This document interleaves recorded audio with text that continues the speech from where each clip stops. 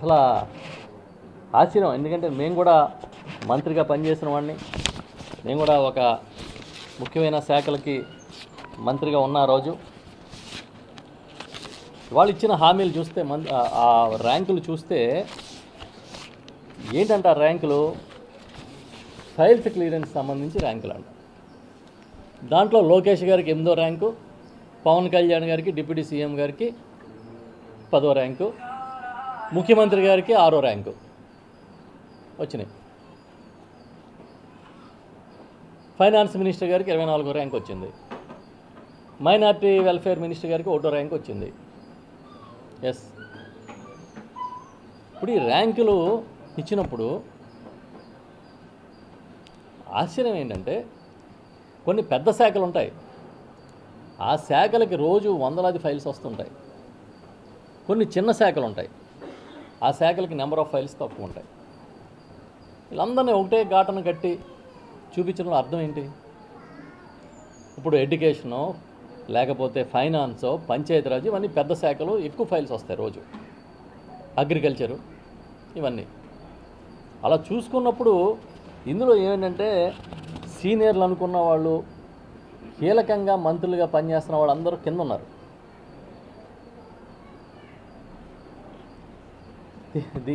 దీనికి అర్థం ఏంటంటే లోకేష్ గారు 8వ ర్యాంకు, సీఎం గారి కన్నా 2 అడుగులు తక్కువ. పవన్ కళ్యాణ్ గారు 10వ ర్యాంకు, అంతకన్నా ఇంకో 2 అడుగులు తక్కువ. ఇదే కదా మీరు చెప్పాలనుకుంటున్నది. ఇప్పుడు టోటల్ నెంబర్ ఆఫ్ ఫైల్స్ ఎన్ని వచ్చినాయి, దాంట్లో పర్సంటేజ్ ఆఫ్ క్లియరెన్స్ ఎంత, అది కదా ర్యాంకింగ్ మీరు ఇవ్వాలంటే. ఇప్పుడు ఓకే, ఫైనాన్స్ మినిస్టర్ గారికి నేను ఇందులో చూసా, ఎంత ఇచ్చారు ర్యాంకు? 24వ ర్యాంకు, అంటే కింద నుంచి 2వది. లాస్ట్ ర్యాంకు వాసంశెట్టి సుభాష్ గారికి ఇచ్చారు. ఈ ఫైనాన్స్కి వచ్చే ఫైల్స్ అన్నీ క్లియర్ అవ్వట్లేదంటే అర్థం ఏంటి? మీ ఫైనాన్స్ డిసిప్లైన్ పోయిందని, మీ రాష్ట్రంలో ఆర్థిక పరిస్థితి, మీ పరిపాలనలో ఆర్థిక పరిస్థితి సజావుగా లేదని, వచ్చిన ఫైల్స్ అన్నీ క్లియర్ చేయలేకపోతున్నారని. ఇవన్నీ ఏదో ప్రజల్లో ఒక చర్చ పెట్టడం, ఆ చర్చ 2 రోజులు నడుస్తుంటే దాని ముసుగులో ఇంకో కార్యక్రమం చేయడం, ఆ క్యాబినెట్లో ఇంకేవో డిస్కస్ చేసి ఇలాంటిది ఒకటి రిలీజ్ చేశారనుకోండి, పాపులర్గా దీని మీద డిస్కషన్ జరుగుతూ ఉంటుంది. ఇది ఒక జిమ్మిక్. ఇది ఈలోపు నీ ర్యాంక్ ఎంత, నా ర్యాంక్ ఎంత అని పాపం ఆ కూటమిలో నాయకుల మధ్య విభేదాలు. మేము అడుగుతున్నాం, అసలు ర్యాంకులు మీరు ఇవ్వడం కాదు, ఆల్రెడీ మీకు ఈ ప్రభుత్వానికి 8 నెలల కాలంలో ప్రజలు ఇచ్చిన ర్యాంక్ ఎక్కడున్నా తెలుసా మీరు? పాస్ మార్కులు కూడా రాలేదు. పాస్ మార్కులు కూడా రాలేదు మీకు ర్యాంక్కి 8 నెలల కాలంలో. అసలు మీరేం చేశారని పాస్ మార్కులు వస్తాయి? ఏం చేశారు మీరు? అమరావతి గురించి కలలు కనడం తప్ప మీరు చేసిందేంటి? నాకు తెలిసి ఈ రాష్ట్రంలో మీరు చేస్తున్నది 2. ఒకటి, వైఎస్ఆర్ పార్టీ నాయకుల్ని, కార్యకర్తల్ని, మీకు నచ్చని వాళ్ళ మీద కేసులు పెట్టి పగ తీర్చుకోవడం. 2ది, ఇచ్చిన హామీలు అమలు చేయకుండా, చెప్పింది చేయకుండా దగా చేయడం. అందుకే ఒకటేమో చంద్రన్న పగ, 2ది చంద్రన్న దగ. ఈ 2 అమలు అవుతున్నాయి ఈ రాష్ట్రంలో. ఈ 2. చంద్రన్న పగ ఎవరి మీద? నీకు పడనాడు అందరి మీద. చంద్రన్న దగ ఎవరికి? ప్రజలకి. ఇవి తప్ప ఇంకేం అమలు అవుతున్నాయి చెప్పండి పోనీ. మీరు సంపద సృష్టికర్త, మేము యాక్సెప్ట్ చేస్తాం. మీరు సృష్టించిన సంపద ఏంటో అనౌన్స్ చేయండి. ఒక పక్క అమిత్ షా గారు రాష్ట్రానికి వచ్చి 3 లక్షల కోట్ల రూపాయల మేరకు ఈ రాష్ట్రానికి సాయం చేశామని చెప్తున్నారు. 1,19,000 కోట్ల రూపాయలు అప్పులు తెచ్చామని చెప్పి మీ లెక్కలు చెప్తున్నాయి. మరి సుమారు 4,19,000 కోట్లు, పోనీ 4 లక్షల కోట్లు వేసుకోండి. ఏం చేశారు? ఎక్కడి నుంచి ఏం చేశారు? దేనికి ఖర్చు పెట్టారు? రాజనీతిజ్ఞత అంటే రాష్ట్రంలో పార్టీలకు అతీతంగా రాజకీయాలకు అతీతంగా పరిపాలన చేయడం,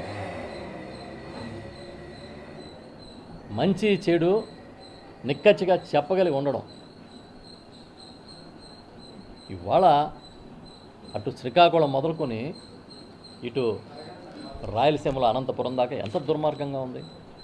మళ్ళీ ఆయన చెప్తారు 8 నెలల కాలంలో మొత్తం అరికట్టానని చెప్పలేను కానీ గంజాయిని అరికట్టా అని చెప్తున్నాడు.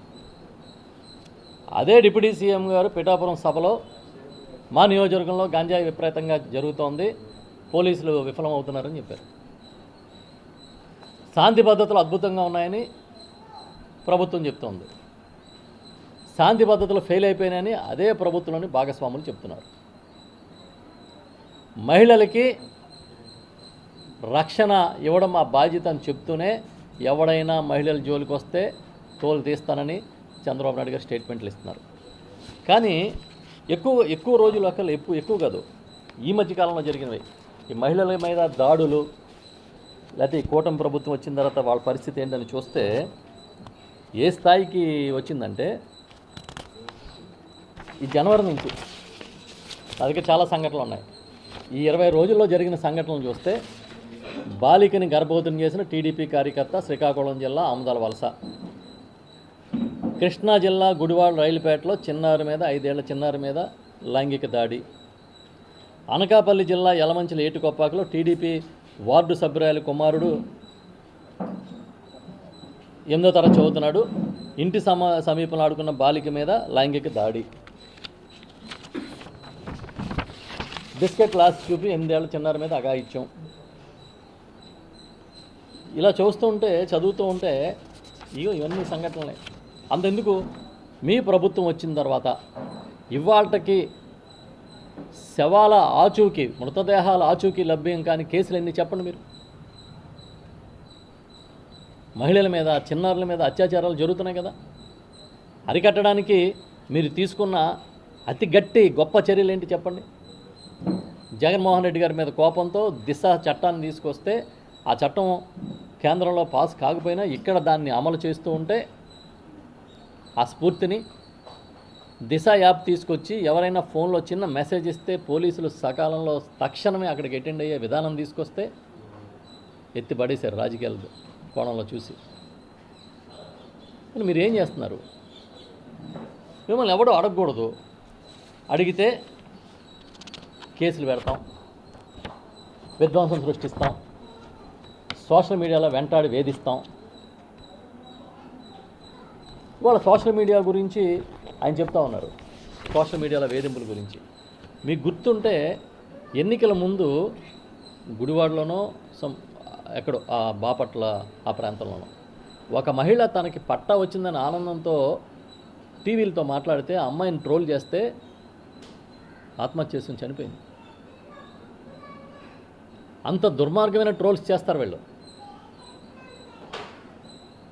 ఆయన ఇప్పుడు వచ్చి ఒక పక్క సోషల్ మీడియాని కంట్రోల్ చేస్తూ, అది కూడా వైఎస్ఆర్ పార్టీ సోషల్ మీడియాని, ఆ కార్యకర్తల మీద కేసులు పెడుతూ వేధింపులు చేస్తూ భయానికి గురి చేస్తూ, ఇంకో పక్క తనకు నచ్చినట్టుగా తమ వాళ్ళందరినీ కాపాడుకుంటూ, అసలు ఏం భాష. జగన్ గారు మొన్న ప్రెస్ మీట్లో నేను నెక్స్ట్ టైం కార్యకర్తల్ని బాగా చూసుకుంటాను, ఇంకా వాళ్ళని విస్మరించను, జగన్ 2.0 2.0 వెర్షన్ చూస్తారు మీరు అని చెప్పి ఒక స్టేట్మెంట్ ఇచ్చారు. ఇస్తే నిన్న ప్రెస్ మీట్లో ఏం చెప్తాడు,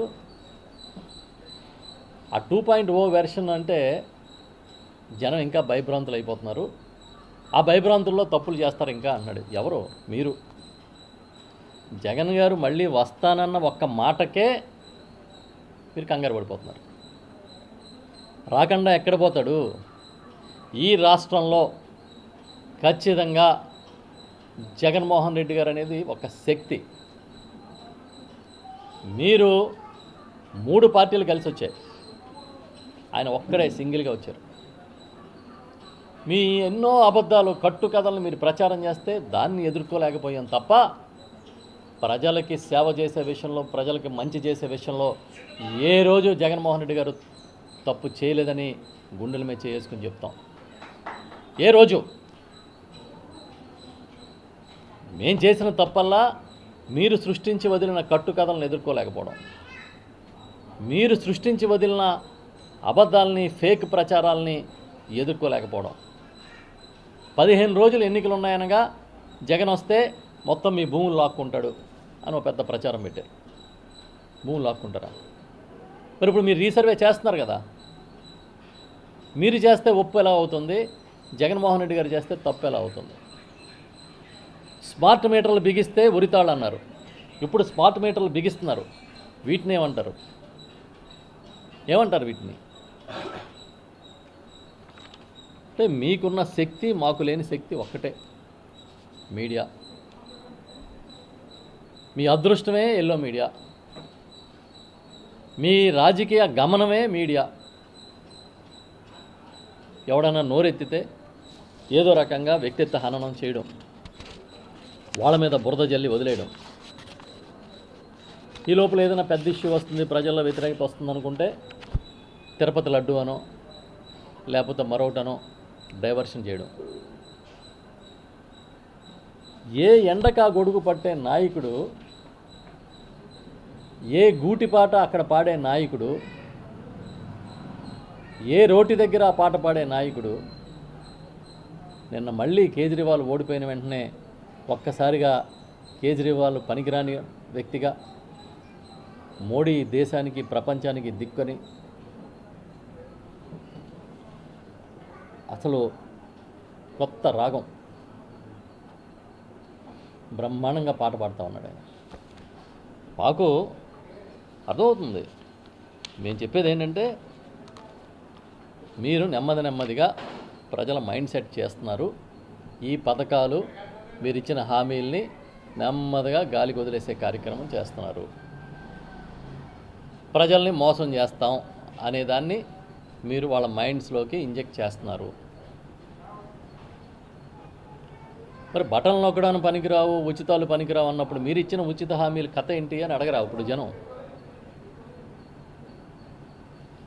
నేను చెప్తున్నా, ఆ రోజు నుంచి ఈ రోజు వరకు చెప్పాడంటే చేస్తాడంతే అనేది జగన్మోహన్ రెడ్డి గారు అయితే, చెప్పాడంటే చెయ్యడంతే అంటే చంద్రబాబు నాయుడు గారు. ఆయన చెబితే 600 జగన్మోహన్ రెడ్డి గారు చేసి చూపిస్తారు. చెప్పాడంటే ఇది జరిగేది కాదులే అనేది చంద్రబాబు నాయుడు గారి వైఖరి. ఓకే.